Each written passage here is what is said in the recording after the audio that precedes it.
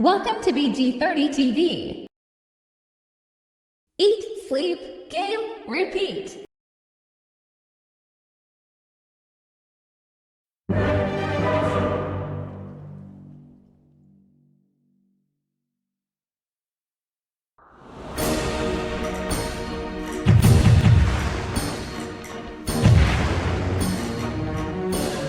To kick off the last day of TI, Copenhagen, are you ready? Bullshit! It's been a long journey for us to be here in this arena. It's taken 13 years of internationals for TI to come back where it all started. 2 decades of this game's history leading to us being in this moment right here, right now. So I ask you again, Royal Arena, are you with me? That's what I'm talking about. Let's get this game started and let's get the last day of the International going with Gaimin Gladiators versus Tundra. Couldn't ask for a better setting, and you might not be able to ask for 2 better teams outside of that final boss awaiting the victor here in Team Liquid. Watching on as some of their nemesis for the year are going to duke it out in this lower bracket final. And all eyes are perhaps on this man here, the crowd favorite Thompson, in a very difficult matchup, a melee hero versus the Quinn Viper. Let me tell you something, Austin. I'm a little familiar with Quinn, and I'm a little familiar with his hero pool. You give this man Viper, he just starts to foam at the mouth because all of a sudden that lane just becomes completely in his control, and he is very experienced in lane domination, perhaps the best mid laner in the world in terms of mechanics, and this is a very one-sided affair. It is not a question of what can Thompson do here. It is a question of how much Quinn takes advantage of the matchup.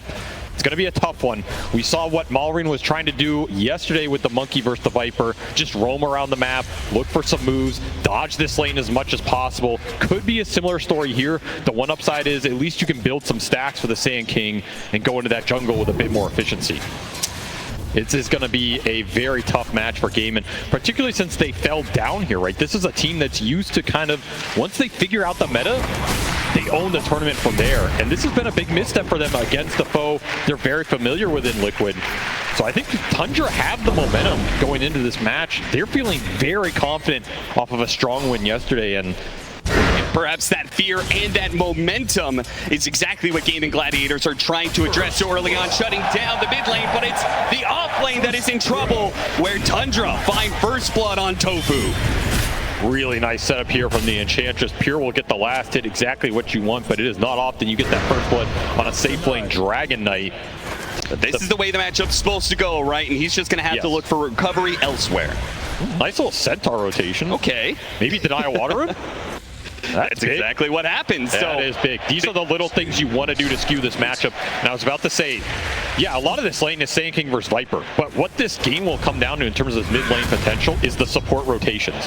How much does each team utilize the advantage that Quinn's created here? Oh, this is so cool. Look at Whitemon. This is so valuable for Thompson. Uses the enchant on the Centaur to get some good harassment. They're even going to try and go for the kill with the last second. Centaur stunned away. Sand King manages to get the kill on the Viper, all thanks to this beautiful support player. And Whitemon, who does die, probably microing that Centaur. Bit of focus on there. Does lose some of the focus on the safe lane. He gets caught for it. I mean, that is still Omega worth it here. That is just insane microplay from Whitemon, completely turning this mid lane against Quinn. Not a kill that should have happened, and not one Quinn expected at all. This is the way the matchup's supposed to go, right? And he's just going to have to look for recovery elsewhere. Nice little Centaur rotation. Okay. Maybe Denial Water him? That's exactly what happens. That is big. These are the little things you want to do to skew this matchup. And I was about to say, yeah, a lot of this lane is Sand King versus Viper. But what this game will come down to in terms of mid lane potential is the support rotations. How much does each team utilize the advantage that Quinn's created here? Oh, this is so cool. Look at Whitemon. This is so valuable for Thompson. Uses the enchant on the Centaur to get some good harassment. They're even going to try and go for the kill with the last second. Centaur stunned away. Sand King manages to get the kill on the Viper. Viper, all thanks to this beautiful support player. And Whitemon, who does die, probably microing that Centaur. Bit of focus on there, does lose some of the focus on the safe lane. It gets caught for it. I mean, that is still Omega worth it here. That is just insane microplay from Whitemon, completely turning this mid lane against Quinn. Not a kill that should have happened, and not one Quinn expected at all. And now, if you're Gaimin Gladiators, you got to be kind of, oh, we picked a Viper against the Sand King to win the lane matchup. And look at the CS. Yeah. 3 behind, and he had that kill. And now, even if the Sand King rotates around the map or goes jungle, the damage is done, right? You alleviated a lot of that early game pressure. Thompson, he's just going to linger up top, look for a quick support pickoff. The Ghost will add some extra slow. Tofu. Once more, the creeps. He's done. He is done. Dude, Whitemon is owning this early game. No way around it. He's already level 4. This is before the Wisdom Rune comes out. This is an Enchantress dream right now. He's so proficient at being able to jungle. He could just play to these neutrals. They're going to let Saksa take the experience on mid. Maybe he dies for it every once in a while, but he's going to get some levels, and his Sand King is free farming. In the meanwhile, has to snowball to dodge some of the damage here, but he will be pulled back into his doom as Gaimin Gladiators will punish the support left solo in mid, but the punish on the other side is Tundra going for ace here. All those Lotuses, though, triple bracers, a hard kill to be able to get in. Thompson has overextended himself, and Quinn puts him in the dirt. Triple bracer chainmail plus a healing Lotus. That is not an easy target to bring down. They just don't have the early damage, and that was a very important rotation mid for Gaimin here. You want to snowball the Viper. Quinn is still dominating the lane. He's still decently ahead. Those rotations just add that snowball effect and give a lot of experience toward this Chen as the Wisdom Rune. Oh, the spear doesn't come out in time, and it misses, so Tofu manages to nab away the Wisdom Rune, and he might even get the kill on Ramsey. Lobs out that blood grenade. A poison trying to latch, doesn't find its mark, and Tofu will be unable to get that kill, and perhaps is going to die here as Saksa is going to try and keep up with him. Tofu, is he going to go for the Ancient Deny? Dodges the spear, goes back to the Ancient. Wasting so much time. Trying to break some ankles. He will get brought down by the God's Rebuke, but as you said, more and more time, more attention from Tundra forced to their side of the map. There is kind of, though, that pressure to do something with that amp damage, right? Because you know the Sand King's just farming away this entire time. You've got to start taking objectives soon. And Duraccio, he's going to be in a bit of trouble here. Got him inside the arena. Ramses gets the pin as well, and they have the damage. Thanks to Whitemon, again, showing up at the right place at the right time, hits the enchant to get rid of the win run to middle lane, where Saksa continues to suffer. Obviously, there's not much he can do about a Viper kill. Does manage to get that kill and tries to hit that mid tower, tries to hit the Dragonite as well. Thompson was thinking about trying to TP to help out, but he realizes that is a no-go and has to stick up to this top lane, canceling his TP. Really nice snag bottom for Tundra, but they're getting pulled across the map right now. Cancel TP on the Sand King. The towers are getting pressured. This mid tower is gone. That amp damage room plus a solo kill for Quinn. He strikes back. Oh, Tofu spotted. Didn't hit the Burrow Strike. Will hit the epicenter. That's going to slow him down a little bit. And the shards will keep him in the AoE. Saksa makes sure that Thompson is able to deal the damage. Thompson, you can see, is playing defensively just for fear of more heroes coming to assault, but not the case. It's also Stampede used for Gaimin, and these Stampedes are going to be really influential in the early game, either for the gap close to find your target, help the Viper out in the fight. That one did not save Duraccio bottom, but he will make the rotation anyway. Nice shackle shot. Still, though, Duraccio's going to be surrounded by heroes. Where's Ace to be able to help out here? The Whirlwind is doing a decent amount of damage. Can't quite finish him up. The power shot misses. Thompson slips right past that one. Saksa is now going to be the target of Gaimin Gladiators instead, but they're running through this sandstorm constantly. Still, though, Saksa slowed down by another blood grenade. Oh, gets out. His drinking buddies all the way to Thompson. Pulls himself out of danger. I mean, Saksa God right there. Gets the kill, gets the bailout. Even the Viper rotates up here, but Quinn is too late to the party. Defend this tier 1 top, and meanwhile, another quick kill for Ramses on this Mars. He got it last in this draft, and he's already put it to work. 3-0 start for him, as Whitemon will help him deal some extra tower damage down here on the bottom lane. Pure cutting mid as well.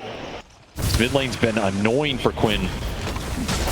Where does he go? He just keeps on going into the neutrals to try and take some of that away, but no, he has to kick out Thompson top. He has lingered way too long up here.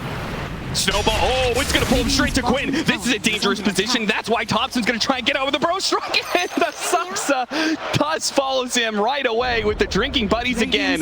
This duo is just too mobile for Gaimin Gladiators to get the hold on them. They just don't have good lockdown answers early. It's another TP for this Viper. They do get Thompson out of this top lane, but their catapult dies. This tower push is going to be a bit slow. Very frustrating early game for Gaimin as you're looking at these net worths, and Tundra very happy with what has happened here. They got out of the laning phase versus this last pick Viper. First lanes that were potentially difficult and basically won all three for their cores at this point. Thompson is not behind at all. He's going to be running into a ward, so there's no way out. No heroes to pull him out with the drinking buddies this time around. He goes to the creep wave, surrounded by 3. He should finally pay the price. He's just going to do what damage he can, stall as much as humanly possible. Summoner, so Whitemon continuing to exert pressure on the map. They're fighting for 12-minute power rune. It's a dangerous rune inside the arena with the epicenter. He went for the save. He tries to stop Tofu's disruption. Looks like they'll have him surrounded and killed. But what about Quinn? He picked up an Invis rune, comes out of that one to try and put some damage on Ramses. He regrets that decision, though. Trying to use the Stampede to get him out of here, but the chain stuns. Make sure that he's not going anywhere. Wait, the Centaur stun. It comes through. Stalls him out. Still, Snowball gets him too, Quinn. Can't finish him, though. No more damage left in the tank as Gaimin Gladiators pull all their heroes to help out their mid lane. 3 points in corrosive skin plus all the Chen heal. Enough to keep Quinn alive. He wants to make moves with this blink that was just finished for Ace. Durachio's a bit behind in this game. No real huge stacks for him to catch up on. So Gaimin are the ones who are kind of pressured to find the pickoffs here. They're going to try and land this smoke on Ramses, but he did sniff it out, but not fast enough. Yeah, they smoked underneath the ward, but Ramses still gets caught in the corner of the map. As smart play by Gaimin Gladiators. They used the blink and the Stampede to get instant damage on Ramses. Make sure he wasn't able to use quick fingers to get out of that and take it away from Tundra. Gaimin still lingering up top. I mean, this is where their vision is. So ideally, they want to keep killing up here. Oh, Ace is there on the other side. Thought that Viper Strike wasn't going to be enough, and it wasn't. Ace really helps out getting that kill. 700 gold for them off of that pickoff. And perhaps a little damage on this tier 2 is not much of Tundra. He's going to deal with this. Ramses playing deep on the other side of the map. Going to be cutting waves and everything. Particularly for Celery. This Chen is starting to gear up. You're going to have some nice aura timing between the Chen and the Centaur, which is what Gaimin are looking for here, as he will match the Dark Soul Trumpeter pressure on the map. Tundra making a smoke of their own, looking triangle. Only Tofu here.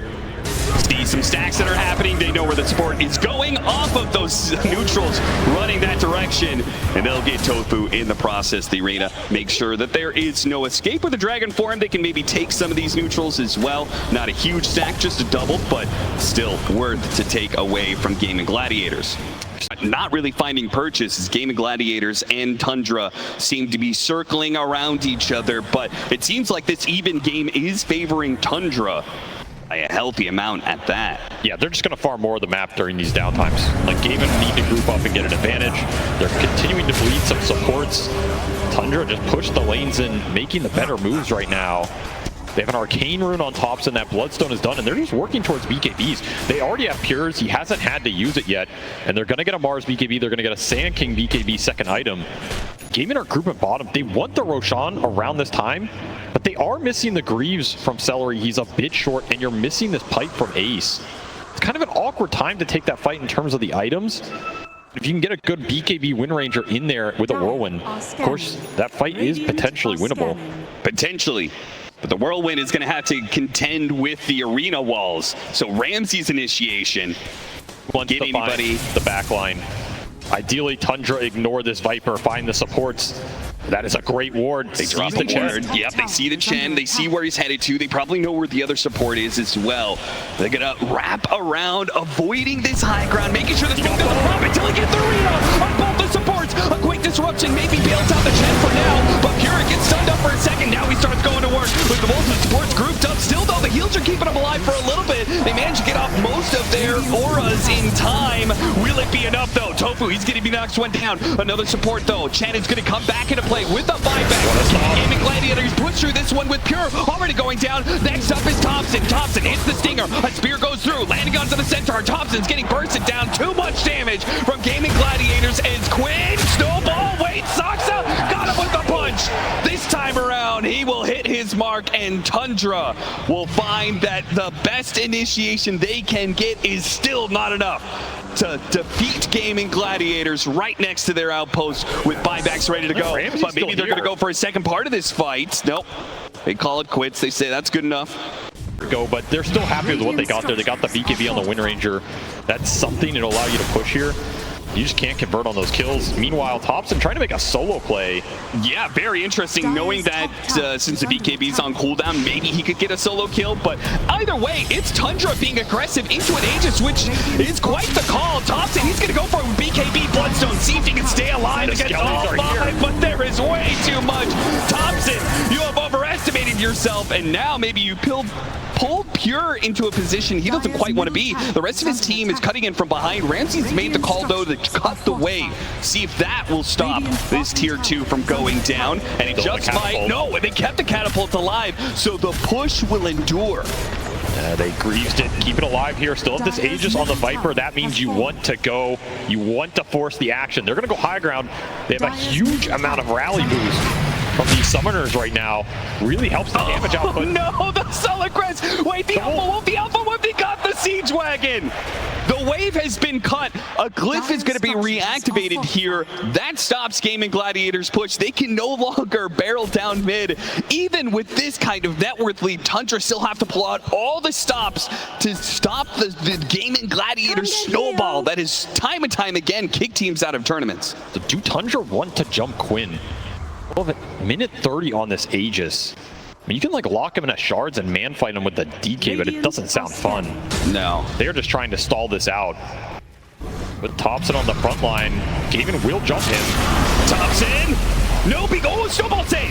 That can let him get off the BKB Bloodstone, but they are going to be deep into Gaimin Gladiator side. Managed to get the blink away before the Stampede can connect there. And they'll get him back to safety. Gaimin Gladiators not being able to get that pick off. Now 60 seconds left on the Aegis. Getting stalled out here. Yep, time is ticking. Gaimin Gladiators' window is beginning to close. Maybe they're happy with what they got during this period, but they did not break that base. That's a big win for Tundra. Now they're pushing towards some bigger items. That Hex for Ramses is on the horizon. We'll get caught a little bit. They found the Shadow Demon on the back. Yeah, they managed to get him, and they got him inside the arena. The Spear, though, it runs into Centaur to a self-disruption. But Tofu, wait, Quinn, he's taking a lot of damage. He's going to lose that Aegis. He had the Aegis still in the second life, while Duraccio starts going to work with the Whirlwind. Managed to get a Burrow Strike back. Thompson's going to be okay for now, but Pure, he's leaning in. He's going to go for Celery, takes him out. BKB TP up from Quinn, but what about Duraccio? Duraccio doesn't have that same luxury. He doesn't have a BKB. Tries to hide. Nowhere to hide, though, from Tundra.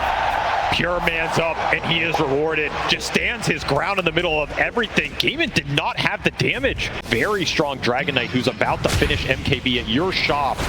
Saksa wasting no time to make the initiation because Ramses is behind him and he's got a completed Sight Device and a Spear to follow it up. Disable after disable. Gaimin Gladiators now have to use the Stampede to try and retreat, make sure nobody else dies, but Tofu, he'll bite the dust as well. Tundra finding momentum in this game, finding everything right now. Every jump feels good, especially with MKB done on Pure. You find Duraccio, he's gonna melt. Wind Run cannot save you anymore. And all of a sudden, Gaimin are the ones being pushed back. They missed their timing in this game. They have all the auras, but they're not winning you the team fight right now. Hex done for Ramses as well. I mean, the catch is there, the control is there, the BKBs are there. Even Whitemon has built up an entire pipe to back these tanky frontliners up. This is a lot of HP to get through all of a sudden. 4 strength heroes on the front line, all with 3,000 plus HP with a pipe behind them. Effectively, it's so much EHP to get through. Yeah, normally it's something that we would say about Gaimin Gladiators lineup. Oh, look at all these auras, look at the pipe, look at the greaves. It's too much for any team to be able to bite through, but Tundra hitting this later timing, 32 minutes, triple BKBs, triple strength heroes. Now it's Gaimin Gladiators, the ones who are running out of damage and struggling to deal with Tundra. Do finish up the Daedalus on Duraccio, different from last fight, so that's going to be his big damage item in this game. This Whirlwind really has to do some work. You got to find at least 1 or 2 big targets during this interval. Yeah, I mean, if Tundra really want to play this game safe, they could play for buybacks, but I mean, it's Tundra, so they're going to buy out here. Satanic for Pure, 4k HP on this DK right now. Yeah, who needs a second life when Satanic really is its own second life, right? I mean, it's not like he's going to get bursted down before he can activate it. He's got way too much effective HP. And a snowball save behind him. Yeah. It really comes down to it. So Tundra very confident right now. They have a wave in Gaimin's base. They don't see anybody on it, so they know Gaimin are around this Dire's pit. bottom tower is The under creep attack. in the pit as well. They're not going to Radiant's show middle on it. tower is under attack. Once again, Tundra are trying to set the tempo. They're the ones trying to start the fight with this smoke. They found a couple heroes, not who they want. They don't want the Centaur, they don't want the Viper, they want the backline, but this time Ramses finds himself jumped on it. Stop! It stops the snowball save from Saksa and kills Ramses. He's gonna fly back and try to come back in. Thompson! Oh, Thompson! A burrow strike from hell goes underground, and he just rips Gaimin Gladiators all the way down to the pit itself. A spear to finish him off, and that is a team wipe. And it only cost you a Mars buyback off of what was probably the best stun Ace could ever find in this game. Preventing the save, finding the Tusk, and absolutely none of it made a damn difference. As Thompson says, just leave them to me, boys, and I will clean it up. Pure with the cleaves coming through. He is invincible. The clock in this game has run out for Gaimin. This push did not come to fruition, and Ramses, he's in cleanup mode. Ramses perhaps trying a little bit too hard there, goes for something that they don't want to jump on. It's the Viper. They got plenty of buybacks out of Gaimin Gladiators. They got all of them. That's good enough. And now they can back up to do the original objective of Roshan. I mean, who even takes this? Aegis, you're getting slaughtered at this point. Your heroes feel invincible. Give it to Ramses. Reward him for the buyback. Gaimin falling short in this game one, especially in these team fights. They just don't have enough sustain to match what Tundra have. Here comes that epicenter. Thompson, he pumped it a couple times to get the perfect timing. The cleave coming through as well from the DK with a Nemesis curse. See you later. Some idea this Dragon Knight is in theory mortal. He wants the second life to siege the base.